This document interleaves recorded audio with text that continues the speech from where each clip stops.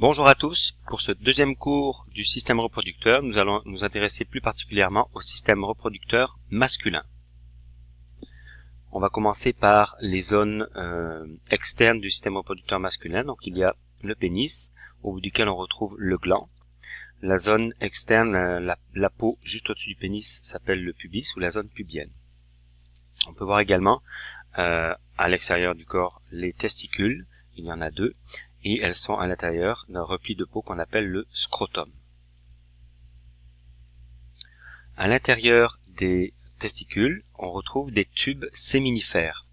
Les tubes séminifères sont le siège de la méiose, de la spermatogénèse plus particulièrement. C'est donc à l'intérieur de ces tubes séminifères que les spermatozoïdes sont créés en permanence.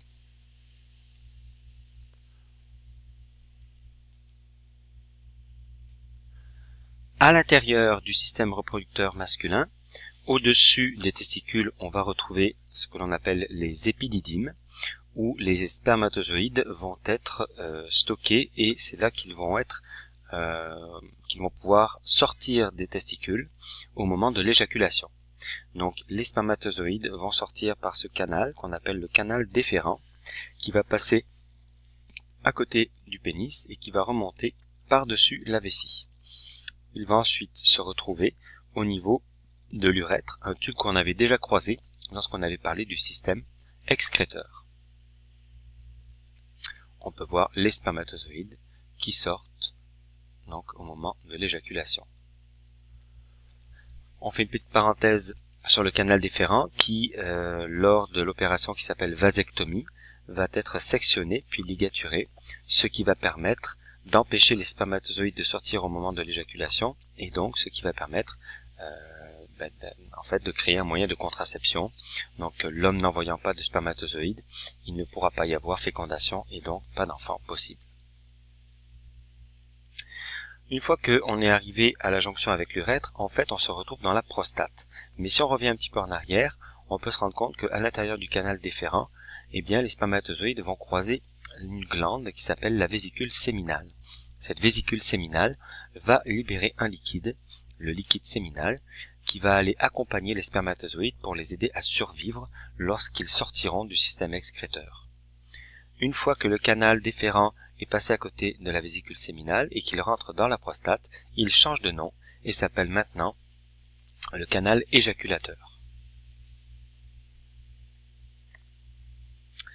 On retrouve ici donc la prostate qui est un organe qui recouvre à la fois l'urètre et le canal éjaculateur. La prostate est capable de se contracter, notamment au moment de l'éjaculation, c'est elle qui va permettre l'éjection, l'envoi du sperme sous pression, entre autres.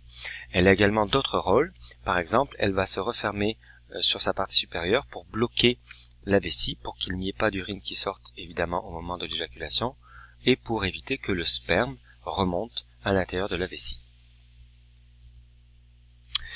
On notera au passage que la prostate est le siège malheureusement d'un cancer très fréquent, le cancer de la prostate, un cancer qui est relativement étudié, qui se soigne quand même assez bien, mais qui touche énormément d'hommes, notamment au Canada.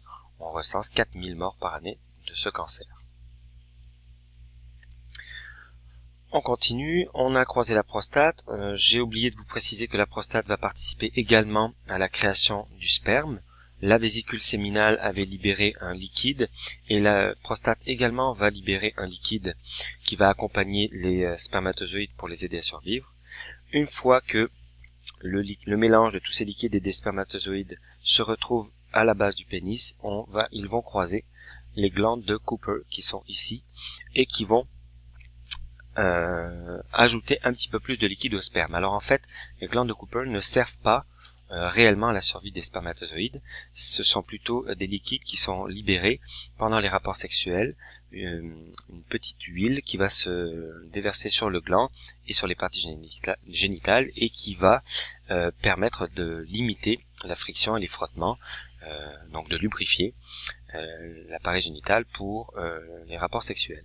À savoir donc qu'on appelle ce liquide le liquide pré-éjaculatoire puisqu'il est émis avant l'éjaculation. Cependant, on en retrouve aussi dans le sperme au moment de l'éjaculation, car les glandes continuent à émettre des liquides à ce moment-là. Donc on voit les spermatozoïdes qui continuent leur aventure tout au long de l'éjaculation. En résumé de tout ce qu'on vient de voir, le sperme, le liquide qui va sortir au moment de l'éjaculation, est constitué de 10% de volume de spermatozoïdes seulement, et 90% du volume du sperme, en fait, ce sont les liquides qui accompagnent les spermatozoïdes pour les aider à survivre. Donc 50% du volume viennent de la vésicule séminale, 35% de la prostate et un petit 5% du liquide prééjaculatoire qui vient des glandes de Cooper. Lors de l'excitation sexuelle, le pénis va rentrer en érection. Alors l'érection va agrandir la taille et la largeur du pénis et elle va également le mettre en hauteur, il va se relever. Et en fait l'érection est due tout simplement à une arrivée de sang à l'intérieur des tissus qu'on retrouve dans le pénis. On va noter au passage qu'il existe des médicaments bien connus qui peuvent aider à avoir une érection pour des hommes qui auraient des problèmes érectiles. Donc ce sont des médicaments qui en fait vont modifier la pression sanguine tout simplement pour améliorer l'afflux sanguin dans les tissus qu'on retrouve dans le pénis. Alors les tissus qu'on retrouve dans le pénis, il y en a deux sortes. Il y a les corps caverneux et le corps spongieux. Les corps caverneux sont en surface, ils se remplissent de sang au moment de l'érection et deviennent relativement rigides.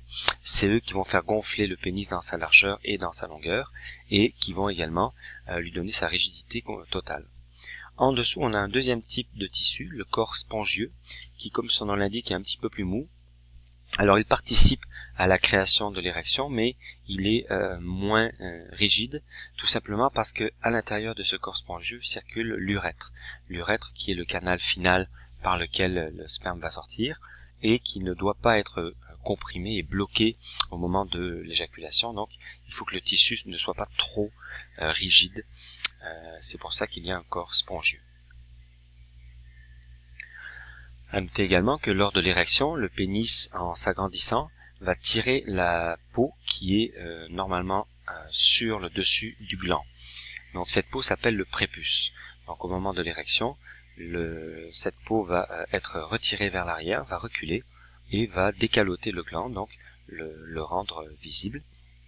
Il arrive pour certains garçons que cette peau soit un petit problème, donc il est possible que pour des raisons médicales, on doive enlever le prépuce. Finalement, au bout du gland, on va avoir le méa qui est la sortie par laquelle le sperme va sortir au moment de l'éjaculation. Donc on a bien compris que le sperme allait circuler par l'urètre et sortir par le méa. Également, on rappellera que l'éjaculation est due à des spasmes musculaires de toute la région pubienne, notamment de la prostate et d'autres muscles de la région. Voilà pour le cours sur le système reproducteur masculin.